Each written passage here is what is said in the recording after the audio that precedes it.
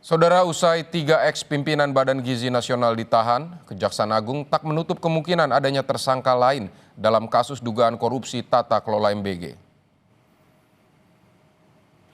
Rangkaian penyidikan masih dilakukan untuk menguatkan perkara dugaan korupsi tata kelola MBG di Badan Gizi Nasional.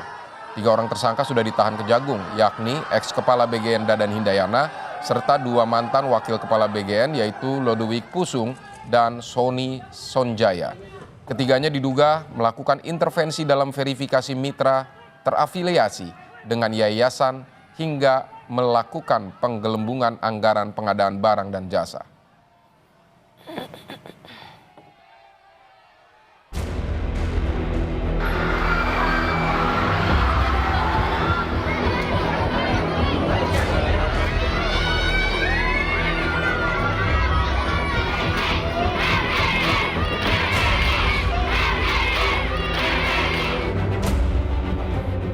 Kurang dari 24 jam usai Presiden Prabowo Subianto mencopot Dadan Hindayana sebagai Kepala BGN, Kejaksaan Agung resmi menahan Dadan bersama dengan 2 mantan wakil Kepala BGN atas dugaan korupsi tata kelola program MBG.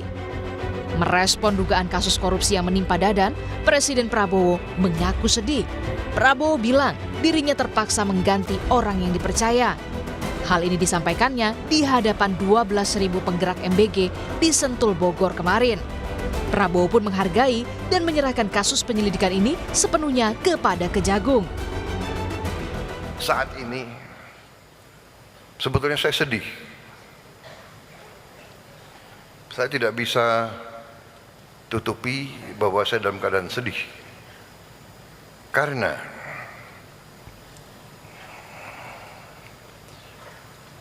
saya terpaksa mengganti orang-orang yang sebenarnya saya sayangi. Orang yang saya percaya. Orang yang saya berikan tugas untuk negara yang sangat berat. Saya tidak mau banyak komentar karena mereka ini menghadapi masalah penyelidikan hukum. Karena itu saya tidak boleh banyak komentar. Nanti seolah saya mempengaruhi. Tapi yang jelas mengganti mereka itu tidak ringan bagi saya. Sebelumnya, Ketua Badan Anggaran DPR RI Said Abdullah bilang sudah berulang kali mengingatkan Dadan agar fokus pada tata kelola makanan saja, menyusul mencuatnya dugaan penyimpangan pelaksanaan program MBG. Mulai dari pengadaan sepeda motor hingga gawai yang tidak berkaitan langsung dengan distribusi MBG. Itulah yang saya maksud. Perbaiki tata kelola. Saya sejak awal bolak-balik menyatakan kelemahan BGN sebagai prioritas yang menjadi andalan Bapak Presiden adalah pada aspek tata kelolanya. Dan itu yang saya sampaikan bolak-balik dan fokus kepada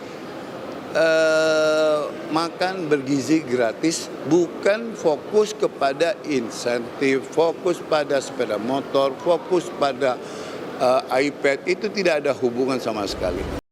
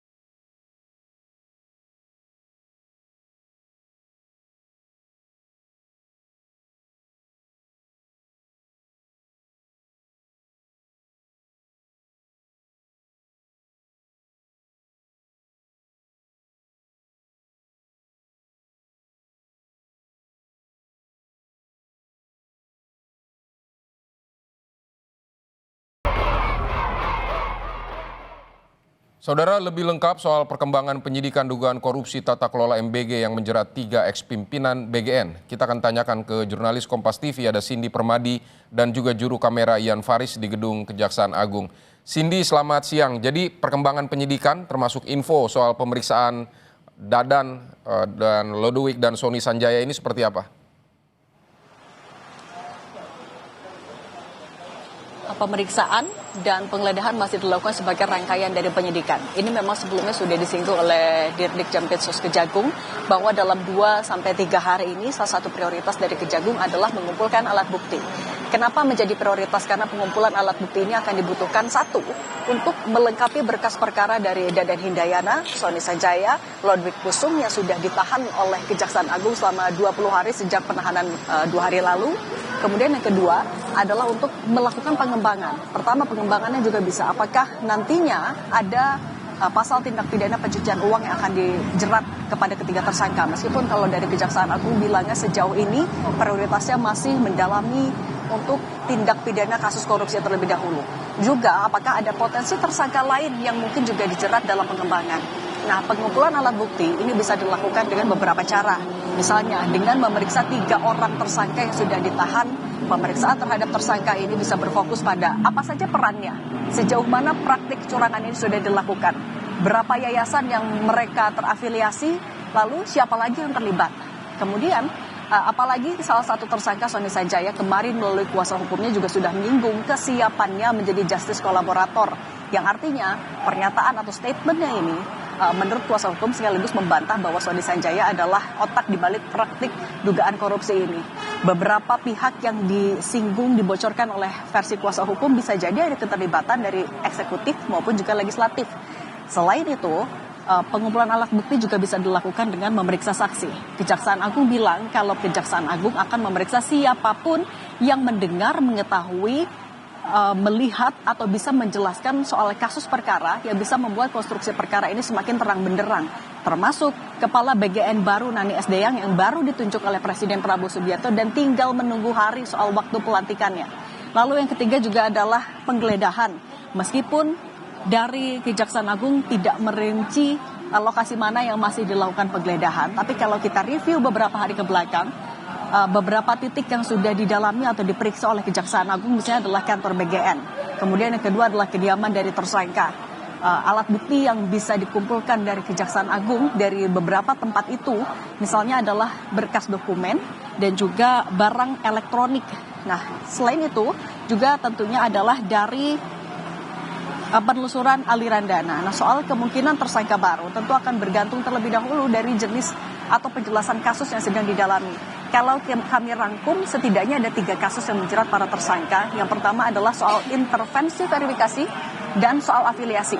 Intervensi verifikasi ini dilakukan oleh tersangka untuk menunjuk yayasan sebagai mitra SPTG.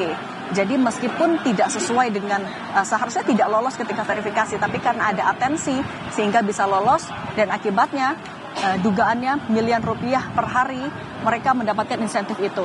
Kemudian yang kedua adalah soal dugaan jual beli titik SPPG, ketiga dugaan markup anggaran dan pengadaan barang dan jasa yang tidak sesuai dengan kebutuhan real, sehingga dari situ bisa ditarik nantinya pengembangannya siapa saja yang masih mungkin terlibat, apakah dari SPPG, dari yayasan, atau mungkin jangan-jangan betul ada dari eksekutif dan juga legislatif.